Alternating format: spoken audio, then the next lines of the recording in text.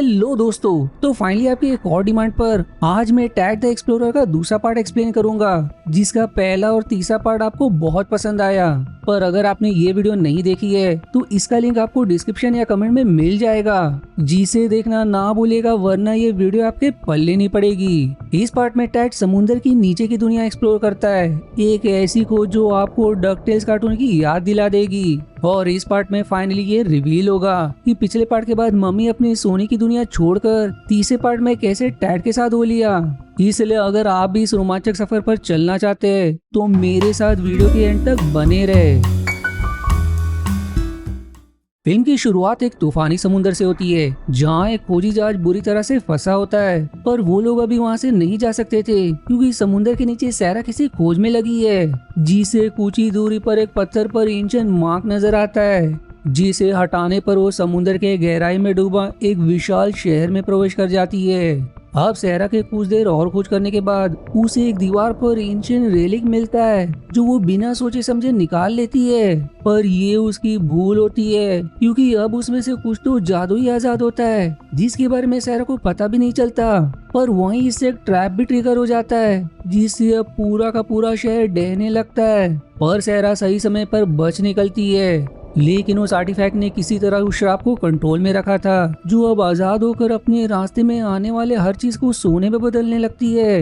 वहीं इस पार्ट का विलन जैक एक लालची करोड़पति सहरा पर नजर बनाए रखा था, जो खुद भी उसी आर्टिफैक्ट की तलाश में है। वो इतना निर्दय होता है कि जिसने उसकी मदद की सहरा तक पहुंचने के लिए वो उसे उसके पैसे देने के बजाय भारी वजन उसके हाथ में बांधे समुद्र में ढकल देता है। पर आखिर उस जादुई चीज का क्या हुआ, ये हमें आगे पता चलेगा। इसके तुरंत बाद सीन टैड की तरफ मुड़ जाती है, जो अब भी एज कंस्ट्रक्शन वर्कर इस बार पार्ट टाइम स्कूलिंग से आर्कियोलॉजी की पढ़ाई कर रहा है। वहीं सहरा आज एक प्रसिद्ध आर्कियोलॉजिस्ट बन चुकी है। उसी दौरान उसे सहरा का कॉल आता है, जो उसे लास वेगास में होने वाले अपने एग्जीबिशन में इनवाइट करती है, जहां वो उसी खोज को दुनिया के सामने दिखाने वाली है। पर जब टैड घर लौटकर तैयारी कर रहा होता है, तभी पार्ट 1 का मम्मी उसके घर आ धमकता है। टैड के पूछने पर वो उसे बताता है कि वो कभी अपने शहर लौटा ही नहीं, क्योंकि इनकास के गार्ड ने उसे अलाउ ही नहीं किया, क्योंकि उसने टैड और उसके साथियों को जिंदा छोड़ दिया और उसी के गलती के चलते उनका गार्डियन भी मारा गया।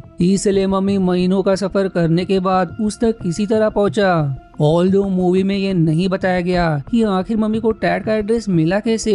टैड अब मम्मी की जिद पर उसे भी अपने साथ एग्जीबिशन के लिए ले चलता है, जहां पहुंचने पर उसकी मुलाकात सहरा के असिस्टेंट टिफिनी से होती है, जो खुद भी एक दिन सहरा जैसी बड़ी आर्कियोलॉजिस्ट बनना चाहती है, एक बड़ा खोज करना चाहती है। वहीं अब अगर आप सोच रहे हो कि आम इंसान मम्मी को एज मम्मी क्यों पहचान नहीं पा रहे, वेल उन्हें लग रहा होता है कि उसने लास वेगास के लिए अच्छा कॉस्ट्यूम पहन रखा है। दूसरी तरफ सहरा भी मम्मी को यहाँ देखकर दंग रह जाती है और टैड उसे उसकी मजबूरी समझाता है। इसके बाद सहरा फाइनली दुनिया के सामने अपनी नई खोज अनवील करती है, जो एक एंशिएंट रेलिक यानी कि स्क्रोल होता है, जिसमें मिडास के द गोल्डन टच के बारे में लिखा है, यानी कि मिडास की कहानी सच है। दरअसल एंशिएंट समय में मिडास ग्रीक मिथोलॉजी का एक लेजेंडरी राजा था, जिसने बहादुरी से अपोलो शहर की कई दुश्मनों से रक्षा की, जिसी से प्रसन्न होकर द ग्रेट अपोलो ने उसे एक जादुई हार भेंट दिया, जिसकी सबसे बड़ी खासियत यही थी कि जो भी इस हार को पहनेगा वो जो भी चीज छूता वो सोने की बन जाती। पहले तो ये उसके लिए एक ब्लेसिंग थी, क्योंकि इससे उसको बहुत सारा सोना मिला, लेकिन जल्दी ये शक्ति उसके लिए श्राप बन गई, क्योंकि एक पल उसने अनजाने में अपने बेटे को ही सोने में बदल दिया। इसलिए अंत में उसने देवताओं से प्रार्थना की कि उसकी ये शक्ति वापस ले ली जाए, जिस पर अपोलो देवता ने उसे इसे कहीं छिपा देने के लिए कहा। इसलिए मिडास ने उस हार के हर एक हिस्से को 3 अलग अलग गुप्त मंदिर में छिपा दिया, ताकि वो किसी के हाथ न लगे। जिसी से प्रसन्न होकर अपोलो देवता ने उसकी बेटी को भी फिर से इंसान बना दिया, क्योंकि यहाँ मिडास की सबसे बड़ी शक्ति वो हार नहीं बल्कि उसका अपने बेटी के प्रति प्यार था, जिसे पाने के लिए उसने इतनी बड़ी शक्ति को कुर्बान कर दिया। सहरा फिर टैड से शेयर करती कि उसने एंशिएंट इंस्क्रिप्शंस की मदद से पता लगा लिया कि उस हार का पहला हिस्सा द रेड टेम्पल ऑफ बाल में छिपा है, पर उन्हें कोई आइडिया नहीं कि जैक के लोग भी उस रेलिक को चुराने वहां पहुंच गए, जो देखते ही देखते ढाबा बोल देते और फिर लंबी कैट एंड माउस चेस के बाद वो रेलिक के साथ सहरा को भी उड़ा ले जाते।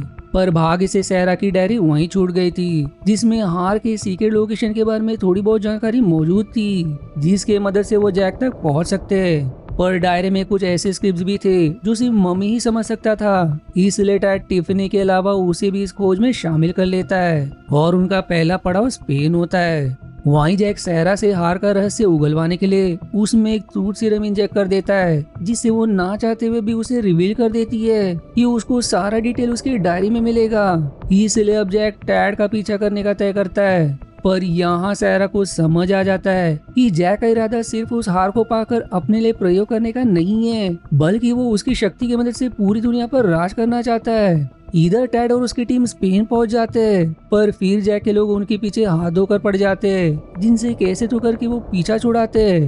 अब छिपते छिपाते वो द रेड टेम्पल ऑफ बाल पहुंच जाते हैं, जहाँ सहरा के डायरी की मदद से उन्हें एक फाउंटेन के नीचे गुप्त रास्ता मिलता है। पर वो जगह भूल भुलैया से कम नहीं थी, लेकिन मम्मी के चूहों से बात करने के स्किल की मदद से वो अंत में अपना पहला पड़ाव एक मिथिकल स्टैचू की खोज करते हैं, जिसके ठीक नीचे हार का पहला हिस्सा सेफली रखा होता है, जहाँ मिडास के कदमों के निशान भी छूट गए थे, क्योंकि वो जिसे भी छूता या जहाँ भी कदम रखता वो सोने में बदल जाता।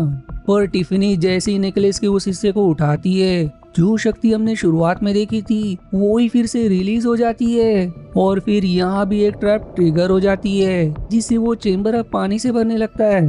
पानी में अब डूबने से सबकी जान जाने ही वाली थी, पर एक बार फिर मम्मी के गूफीनेस के मदद से उन्हें एस्केप रूट मिल ही जाता है। पर अब उनके पल्ले एक नई मुसीबत पड़ जाती है, क्योंकि जैक और उसके साथी उन्हें ढूंढी निकालते हैं, जो उनसे हार का पहला हिस्सा और वो डायरी भी छीनकर सहरा को उनके हवाले करके चले जाते हैं। पर टैड कम होशियार नहीं था, क्योंकि उसने डायरी के कुछ जरूरी पन्ने पहले ही फाड़कर अपने पास रख लिए थे, जिसमें अगले हिस्से के एग्जैक्ट पिन पॉइंट लोकेशन मौजूद थे। सहरा बेस्ड ऑन अपनी आर्कियोलॉजी एक्सपर्टी और अपनी जर्नल की मदद से समझ जाती है कि उन्हें अगला हिस्सा the temple of Erinidi, also called the goddess of light में मिलेगा, जो तुर्की में मौजूद है। इसलिए वो एक छोटे बोर्ड के सहारे अपने अगले सफर पर निकल पड़ते। अब लंबा सफर करने के बाद वो सभी तुर्की पहुंच जाते, जहां जैक के लोग भी पहुंचे होते, पर उनके पास एग्जैक्ट लोकेशन ना होने के कारण वो यहाँ वहाँ भटकते रहते। वहीं टैड और उसकी टीम उन पन्नों की मदद से द टेम्पल ऑफ एरिनिडी खोज निकालते हैं, लेकिन उन्हें उसके अंदर जाने का कोई रास्ता नजर नहीं आता। तब टैड की नजर एक मार्क पर पड़ती है, जो राजा मिडास की माँ की तरह दिखता है, जिसे प्रेस करने पर एक गुप्त रास्ता खुल जाता है, जिसके अंदर प्रवेश करने पर उसे द गॉडेस ऑफ लाइट की विशाल मूर्ति और उसके ठीक सामने हार का दूसरा हिस्सा होता है। अब इस बार एक और ट्रैप ट्रिगर ना हो, इसलिए इस बार टैड ध्यान से उसे उठाता है और कुछ गड़बड़ी होते भी नजर नहीं आता।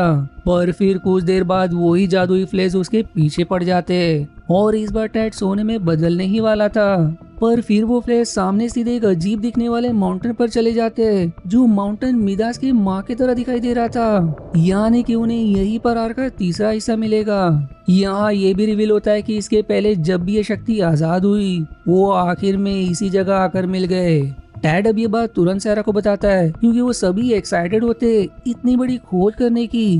पर जैक की सच्चाई जानने के बाद कि वो इस शक्ति के साथ क्या करेगा, सहरा उन्हें सुझाव देते कि हमें इस हिस्से को नष्ट कर देना चाहिए, क्योंकि हार का एक भी हिस्सा ना होने पर उस हार की शक्ति जिंदा नहीं हो पाएगी, जिससे जैक अपने मकसद में कामयाब नहीं होगा। टैड तो उसकी बात समझ जाता है, पर टिफनी ऐसा नहीं होने दे सकती थी, क्योंकि ये खोज उसे भी एक प्रसिद्ध आर्कियोलॉजिस्ट बना सकती थी।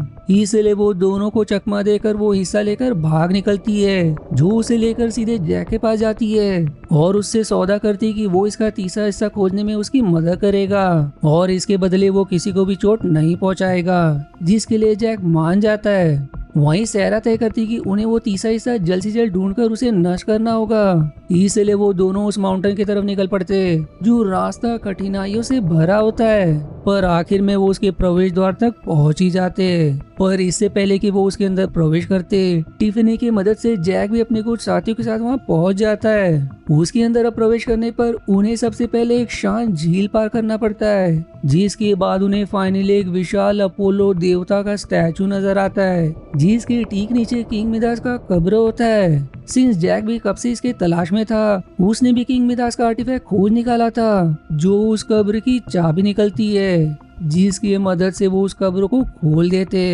कब्र के अंदर सोने से सजा मिडास का कंकाल और वही हार का आखिरी हिस्सा भी होता है। जैक अब बिना देरी के उस हार को पहनकर उसके सारे हिस्से को जोड़ देता है, जिससे अब उसमें भी किसी भी चीज या जीव को सोने में बदलने की शक्ति आ जाती है। जिस शक्ति को वो सबसे पहले एक पत्थर से बने स्टैचू पर आजमाता है, जो देखते ही देखते पूरी की पूरी सोने में बदल जाती है। पर निर्दय जैक टिफनी को धोखा देते हुए अपने साथियों से टैड और उसकी टीम को मारने का आदेश दे देता है, लेकिन टिफनी चालाकी से उसके एक साथी से गन छीनकर जैक पर गोली बरसा देती है। पर उन्हें अब समझ आता है कि आखिर क्यों जैक इस शक्ति के पीछे पड़ा था, क्योंकि उस शक्ति की मदद से उसका शरीर भी सख्त सोने का बन गया था, इसलिए उसे खरोच तक नहीं आती। लेकिन इससे अब वो पिलपिला जाता है और अब उन सभी के जान के पीछे पड़ जाता है। टैड और उसके साथी कई बार सोने का पुतला बनते बनते रह जाते हैं, पर आखिर में चालाक टैड जैक को उसी के वार में ट्रैप कर देता है, जिससे एक विशाल पत्थर जैक पर आकर गिरती है,